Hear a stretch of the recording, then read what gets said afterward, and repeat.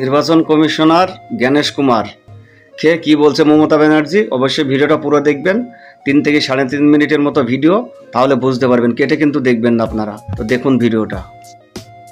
High দর্শক, সকলকে আমার আন্তরিক আন্তরিক শুভেচ্ছা ভালোবাসা। তো আমি আপনাদের সামনে কিছু বলতে চাই যে এসআইআরের নামে বিজেপির নেতা নেত্রীদের কথা শুনে জ্ঞানেশ কুমার যে হয়রানিটা মানুষের সামনে করছে, এক বড় পত্রকার জ্ঞানেশ কুমারকে বলছে যে এসআইআরের নামে যেটা হচ্ছে কিংবা হলো, রোহিঙ্গার লিস্ট কি দেওয়া যাবে?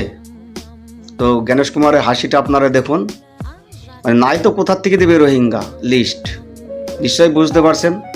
এরপরে মমতা ব্যানার্জি বলেছে যে আজ নেই তো কাল সরকার চলে যায়গা, যেধার থেকে হোক তোমাকে জনতার হাতে তুলে দেব। মানে জ্ঞানেশ কুমারকে জনতার হাতে তুলে দেবে ধরে। তাহলে চিন্তা করতে পারছেন কত বড় সাহস নিয়ে কথা বলেছে মমতা ব্যানার্জি। অবশ্যই বিস্তারিত ভিডিওটা দেখুন আপনারা নিজে।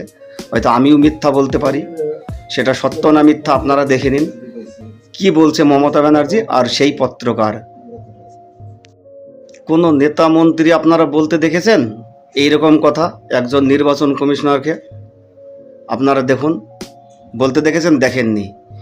এই প্রথম সত্য কথা বলতে ভয় লাগে না, সেই মমতা ব্যানার্জি ভয় করে না সত্য কথা বলতে, এটাই তার বাস্তবতা প্রমাণ। তো দেখে নিন আপনারা ভিডিওটা। मुख्य चुनाव आयुक्त ज्ञानेश कुमार जी की बोलती बंद हो गई। ये देख रहे हैं वीडियो आप? एक पत्रकार की पत्रकारिता जागी, और जब जागी और सवाल दागा तो देखिए बगले जाग रहे हैं। आपने बोला जो बहुत सारे रोहिंगा हैं यहाँ, जो भाजपा नेताओं लोग कहते हैं, तो रोहिंगाओं को लिस्ट मिलेगा क्या? सर एक नहीं 2 वीडियो हैं जबरदस्त तरीके से वायरल हो रहे हैं ज्ञानेश कुमार जी के। दोनों वीडियो को एक एक करके हम आपको दिखाएंगे, मगर बात ममता बनर्जी की सीधे सीधे चेतावनी या फिर धमकी, आप खुद तय करिएगा। क्योंकि ममता बनर्जी जो बात कह रही है ना, वो सीधे तौर पर बहुत बड़ा संकेत है।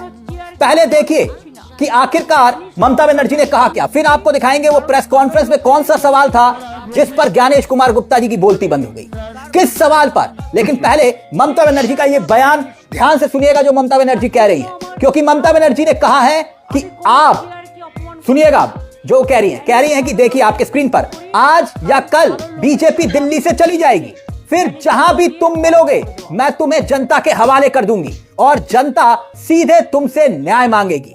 अब कहा जा रहा है कि ममता बनर्जी ने ज्ञानेश कुमार गुप्ता जी को धमकी दे दी। সিপিআইএম পার্টি, কংগ্রেস পার্টি ও টিএমসি পার্টি, নওশাদ সিদ্দিকী ও হুমায়ুন কবির, আমি এদেরকে সবাইকে একটা অনুরোধ করে কথা বলতে চাই যে এই বিষয়ে সাধারণ মানুষের দিকে আপনারা তাকান বেশি করে।